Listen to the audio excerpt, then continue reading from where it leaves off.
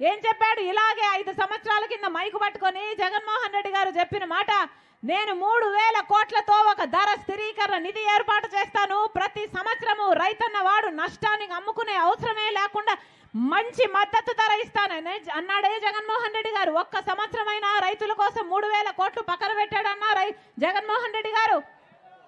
ఒక్క సంవత్సరమైనా మద్దతు ధర వచ్చిందా? ఇలాగే మైకు పెట్టుకొని చెప్పాడు జగన్మోహన్ రెడ్డి గారు, నేను 4000 కోట్లతో పంట నష్టపోతే ఒక నిధి ఏర్పాటు చేస్తాను, రైతన్నవాడు పంట నష్టపోకుండా ప్రతి సంవత్సరము 4000 కోట్లు పక్కన పెడతానన్నాడు. పెట్టాడా? ఒక్క సంవత్సరమైనా 4000 కోట్లు పంట నష్టపోతే పక్కన పెట్టాడా? మరి వీళ్ళ రాజశేఖర రెడ్డి గారి వారసులు? వీళ్ళు కాదన్నా రాజశేఖర రెడ్డి గారి వారసులు. రాజశేఖర రెడ్డి గారు బిడ్డలను ఎలా చూసుకున్నాడు? ఫీజు రీయింబర్స్మెంట్ ఇచ్చాడు, ఉద్యోగాలు ఇచ్చాడు. మరి ఇప్పుడు జగన్మోహన్ రెడ్డి గారి హయాంలో కనీసం బిడ్డలకు ఉద్యోగాలు వస్తున్నాయా? కనీసం బిడ్డలకు ఉద్యోగాలు వస్తున్నాయా? ఏం చెప్పాడు జగన్మోహన్ రెడ్డి గారు? సంక్రాంతి వచ్చినప్పుడల్లా జాబ్ క్యాలెండర్ వస్తుంది అన్నాడే. వచ్చిందా అన్నా? సంక్రాంతి వచ్చినప్పుడల్లా జాబ్ క్యాలెండర్ వచ్చిందా? ఏమా ఇంతమంది బిడ్డలు ఉన్నారు, సంక్రాంతి వస్తున్నాయి పోతున్నాయి, జాబ్ క్యాలెండర్ వచ్చిందా? సంక్రాంతి వచ్చింది పోతుంది, జాబ్ క్యాలెండర్ మాత్రం రావటం లేదు కదా. ఇలాగే మైకు పట్టుకొని 5 సంవత్సరాల కింద జగన్మోహన్ రెడ్డి గారు చెప్పారు, 2,30,000 ఉద్యోగాలు ఖాళీగా ఉన్నాయి, వాటిని భర్తీ చేస్తాము అని జగన్మోహన్ రెడ్డి గారు చెప్పలేదా? మరి ఈ రోజు 5 సంవత్సరాలు అయిపోయింది, ఏమైంది? ఏ 2,30,000 ఉద్యోగాలు ఖాళీగా ఉన్నాయో 5 సంవత్సరాల క్రితం, ఇప్పుడు కూడా అదే 2,25,000 ఉద్యోగాలు ఖాళీగా ఉన్నాయి. జాబ్ క్యాలెండర్ రాలేదు, బిడ్డలకు ఉద్యోగాలు రాలేదు.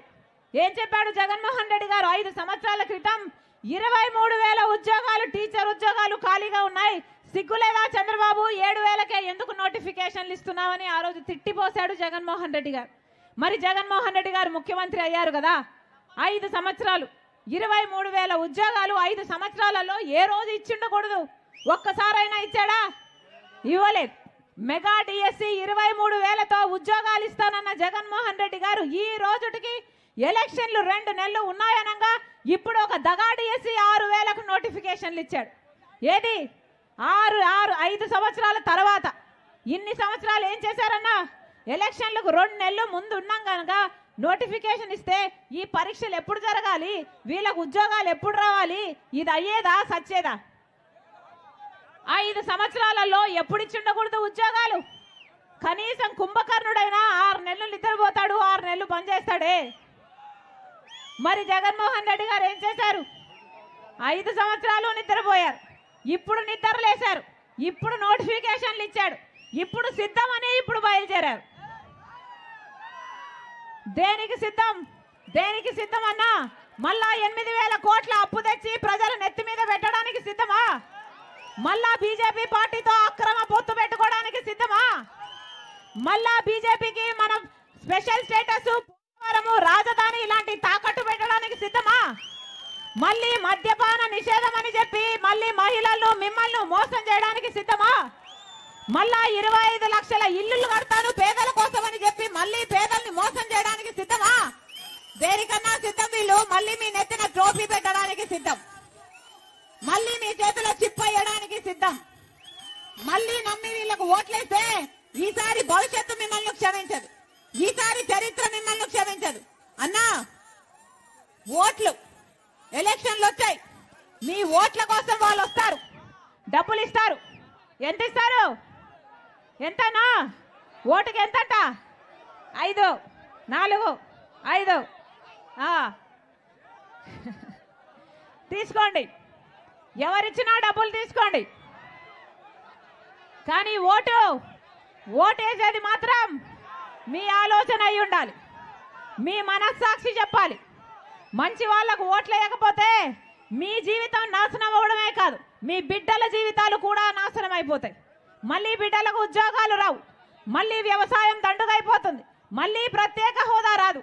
5 సంవత్సరాలు అవకాశం ఇచ్చారు, 5 సంవత్సరాలు చూశారు, వ్యవసాయం దండగైపోయింది, బిడ్డలకు ఉద్యోగాలు రాక వలసలు వెళ్ళిపోతున్నారు, రాజధాని రాలేదు, ప్రత్యేక హోదా రాలేదు, పోలవరం రాలేదు. ఏ ఒక్క మేలు చెయ్యని వాళ్లకు మళ్ళీ మళ్ళీ ఓట్లు ఎందుకు వేయాలన్నా? ఏం చేశారన్నా 5 సంవత్సరాలు?